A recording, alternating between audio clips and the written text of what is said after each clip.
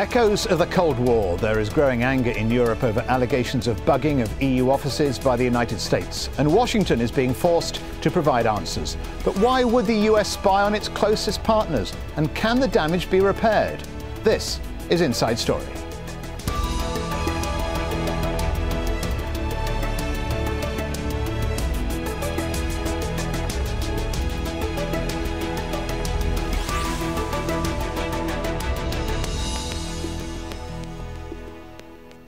Hello and welcome to Inside Story. I'm Stephen Cole.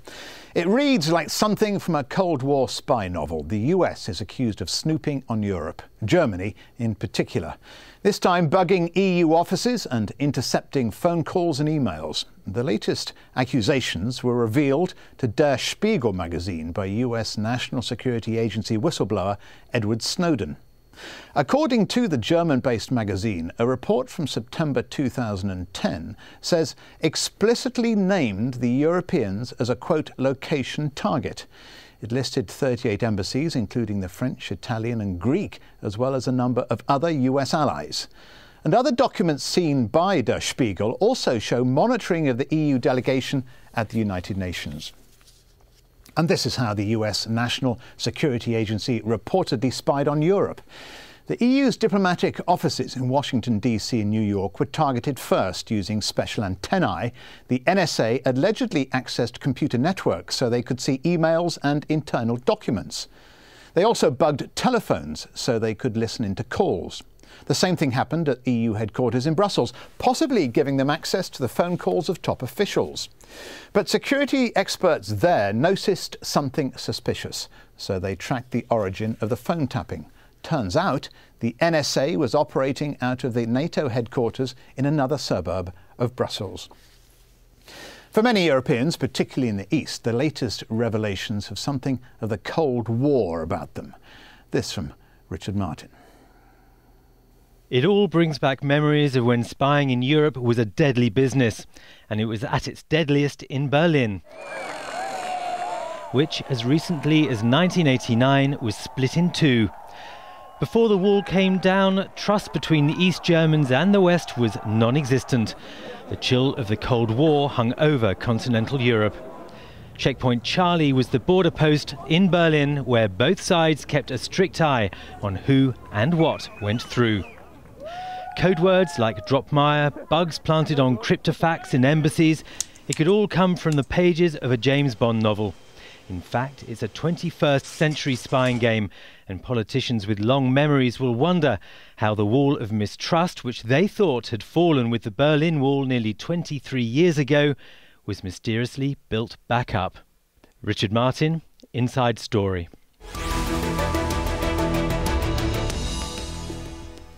So let's talk about this a little more with our guests, who are today from Berlin. We have Michael Stuermer, Chief Correspondent for the Die Welt newspaper, historian and advisor to former German Chancellor Helmut Kohl. From Washington, P.J. Crowley, former Assistant Secretary of State, now Professor at George Washington University. And in London, Glenmore Trenear-Harvey, a British intelligence analyst, a lecturer on security issues, editor-in-chief of the World Intelligence Review and I Spy Intelligence magazine. Welcome to all three of you. But first, let's go to P.J. Crowley. Nobody, P.J., likes an eavesdropper, and no one likes the United States acting like Big Brother. Does that bother Washington at all? It doesn't seem to. Well, we can use the term spying, we could use the term intelligence. The fact is that countries, every country, uses intelligence services to make sense of the world around them. And they try to glean what their adversaries are doing, and they try to glean what their friends are thinking.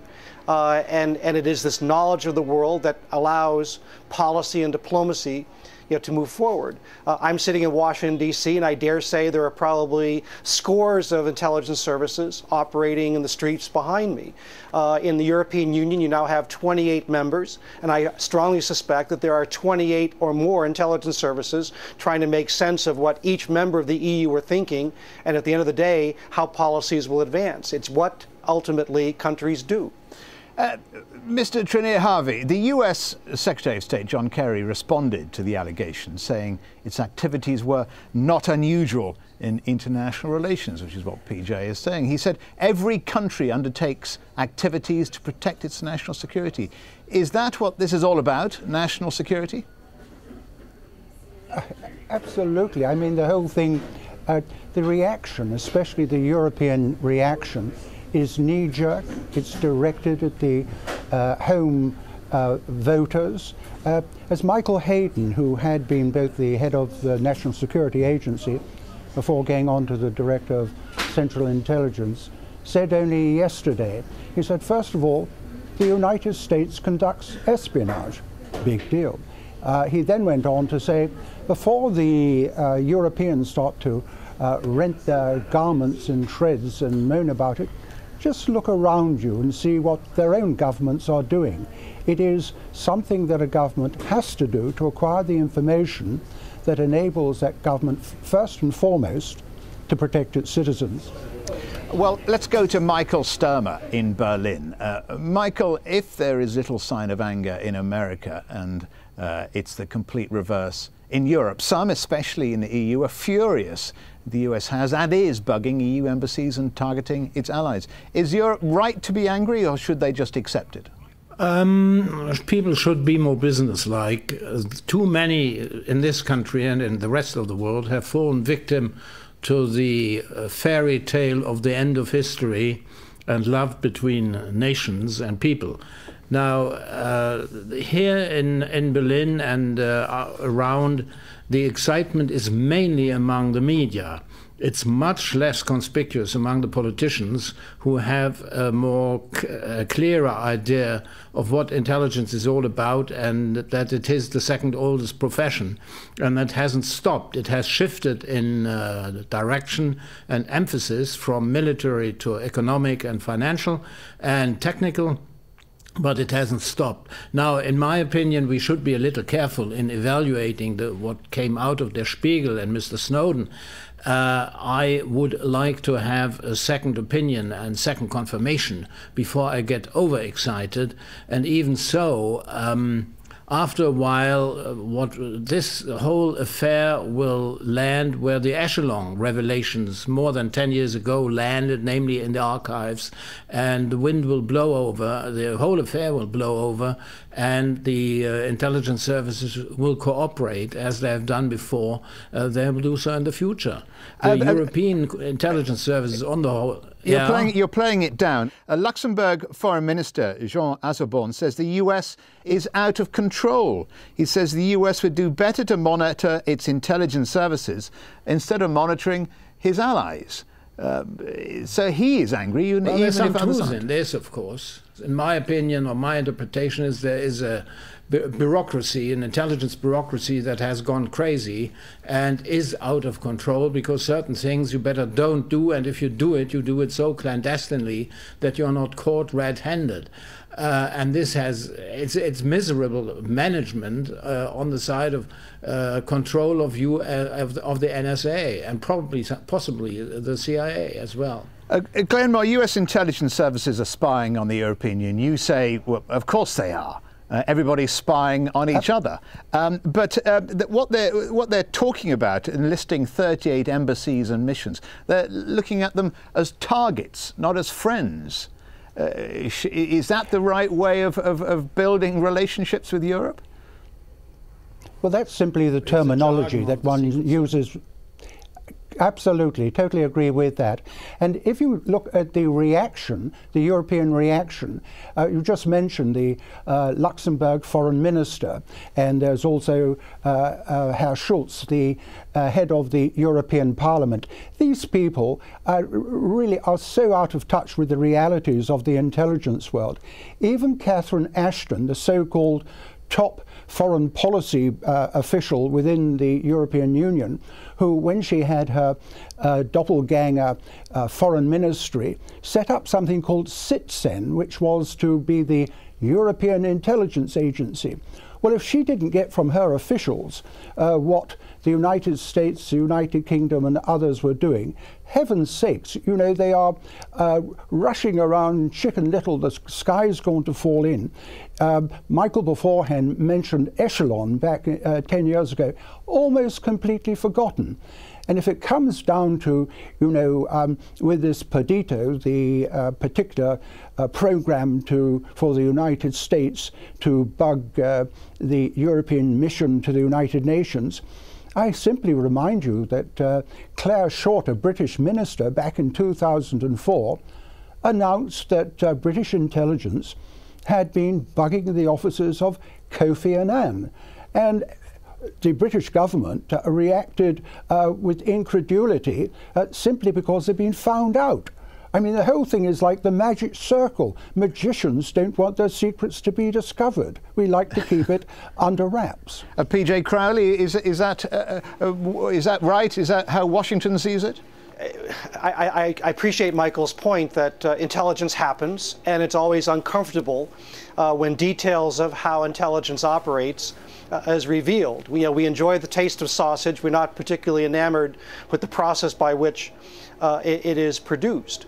But nonetheless, again, it would be a much more remarkable story if someone said country X is not spying on country Y, country Z, country A. Again, it is what countries do, and it helps them develop policies and have the appropriate expectations as to what others involved in a particular issue will actually think or do. Give you an example where Glenn is. David Cameron announced a while ago that he's going to put the British future of the European Union up to a vote. I strongly suspect there are at least 27 intelligence services that are trying to figure out how is this going to unfold? What's Cameron's bottom line? What are the British likely to do? Because the future of the EU depends on, in part, on what happens in the next couple of years. So again, intelligence as a function enables countries, to manage difficult issues, cooperate where they can, mitigate dangers where they must. It is a necessary function, for governments to pursue. Many in the European Union are suggesting ending talks on a trade deal with the US. French President François Hollande said there could be no negotiations without guarantees that spying would stop immediately. It took years of wrangling and formal talks on a US-EU free trade agreement, which started last month. The goal is to boost exports and stimulate growth. It could provide $150 billion for the EU, $120 billion for the US, plus the creation of around 2 million jobs. And that would be achieved by removing trade barriers, that is, reducing tariffs and standardizing trade regulations. And that is hoped to result in cheaper goods on both sides, mainly clothing, cars and food. Also, with a free trade agreement, cheaper American natural gas could be sold to the EU, making European countries less reliant on Russian gas.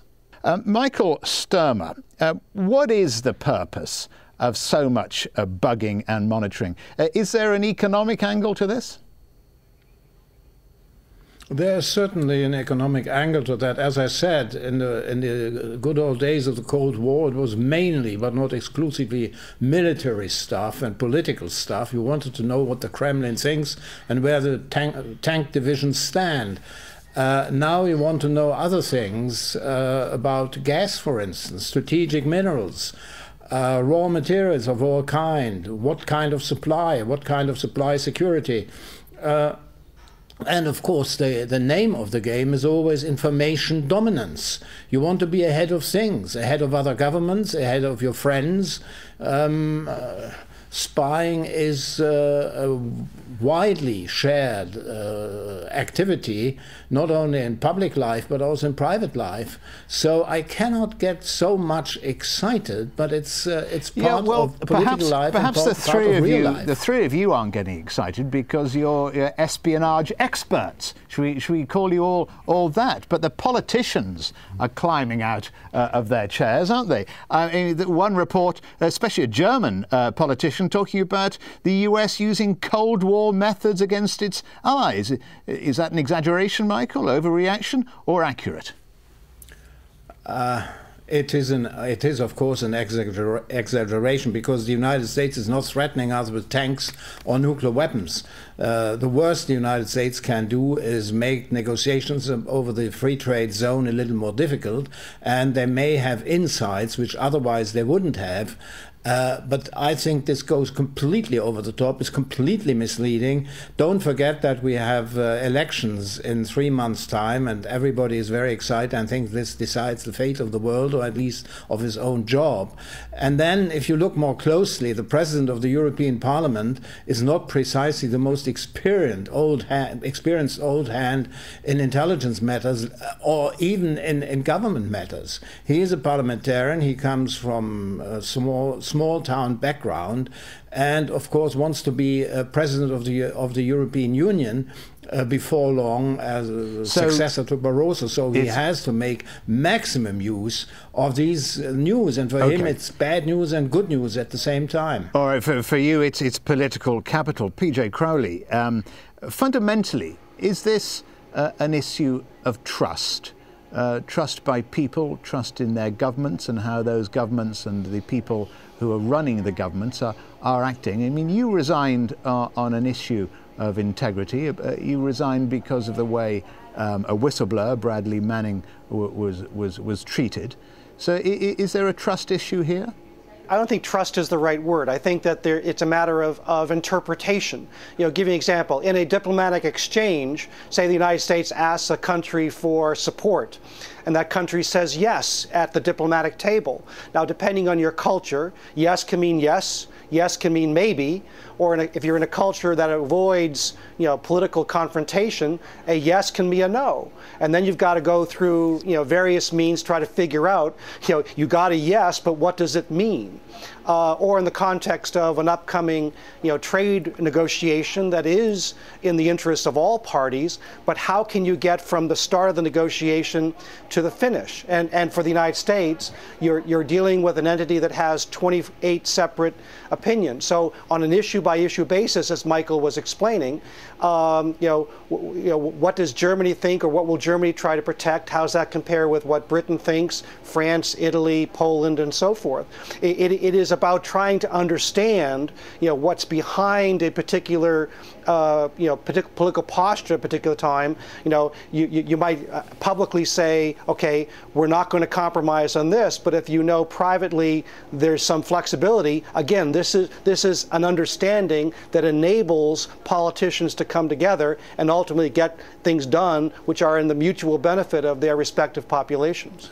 All right, well, I'll put that same point to Glenmore in just a moment. Is it trust or interpretation? But first, let's take a look at some of the reaction we've been getting on Facebook to date. Don Monroe tells us, who is honestly shocked by this news? That's what we're hearing from the panel as well. I mean, it's 2013 and I can have video conferences and live feeds of traffic jams in London and Japan streamed to my mobile phone. Why you'd want to, I don't know. With today's technology, nothing should surprise anyone anymore. And Michael Wilkinson agrees. Not new news at all, he says. Countries have been spying on friends, neighbours and enemies alike since alliances and civilization started. I'd be more shocked if they did not. And Chris Kasiavades says, if they treat their friends like this, just think what they must be doing to their enemies. Glenmore, is this a question of trust, my question to PJ Crowley, or is it a question of interpretation? Well, it's certainly interpretation, and the brouhaha that is coming from European politicians is precisely that you have to address who are they speaking to. They apparently are having a pop at the Americans when in reality they're playing to their own constituency back at home. Or in the case of Schultz, as Michael properly indicated, he is playing to a different forum. The top officials dealing with the European trade negotiations have said they work on the basis that everything they do and say comes under surveillance. So they're quite guarded in how they go about things. And it is an essential tool of governments. Prior to the United Kingdom making their first application at the time of President de Gaulle to join the European Economic Community, our security service, MI5, sent in a couple of officers who then bugged the telephones of the French embassy in London. So we knew what the Quai d'Orsay was briefing their ambassador here. Whether it's trust, I don't know. It will probably affect the United Kingdom more than most, because under a 1955 agreement with the United States, something called UCUSA, the United States, Canada, Australia, New Zealand and the United Kingdom agreed to exchange information on a three-tiered basis, that the first-rate people were only the United States.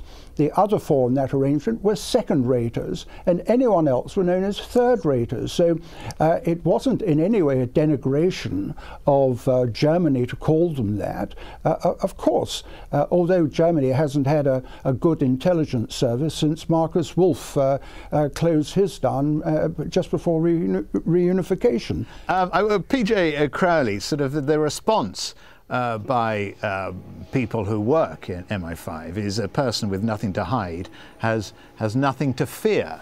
Is that a coverall? Well, I mean, the presumption here is that if one country is spying on another country, that is necessarily a problem. I mean, the reality is there's a great deal of intelligence cooperation among countries, as Glenn just mentioned, and sometimes that is information gleaned, from a country where, for example, in the context of terrorism, it can be the case that the United States, in doing things it does, and it should be emphasized that we're hearing a lot about what the NSA does, and right now it's not evident that what they do is against American law. But in some cases, the United States will pass information, to another country and say, look, we've become aware of something that's happening within your country. It's a problem for us. It's a problem for you. You might want to look into this. So again, intelligence, it's uncomfortable to discuss in some cases, but it has broad and mutual benefit in virtually all cases. Michael Stuermer, is this about political answers? You've already said politicians are making political capital out of this, but is it really fundamentally about a rule of law? How legal is all the bugging and monitoring?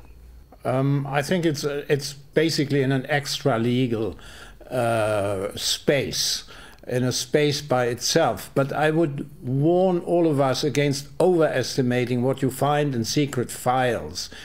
I have moved from the margins of government to journalism, and I must say, you find so much in the open literature.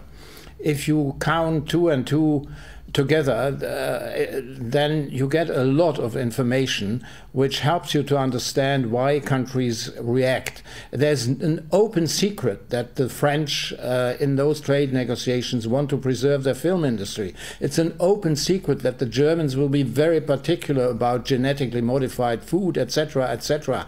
For this I need no bugging. For this I just need an intelligent newspaper analysis, and that will carry me 90% of the road. It's a totally different thing with terrorists. And here the Germans will be very careful.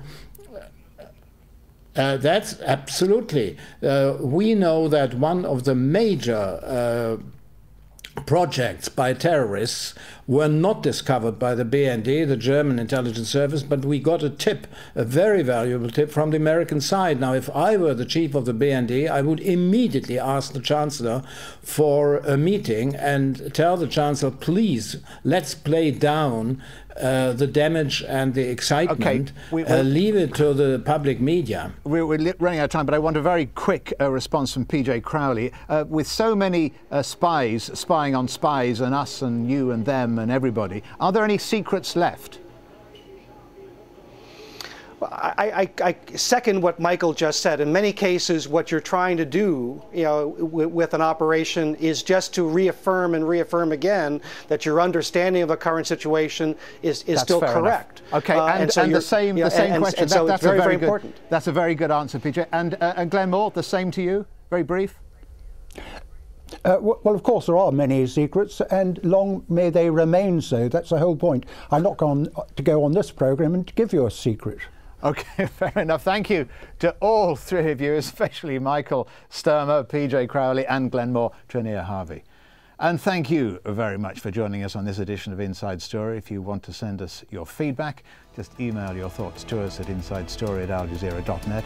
Thanks for watching from me, Stephen Cole, and goodbye for now.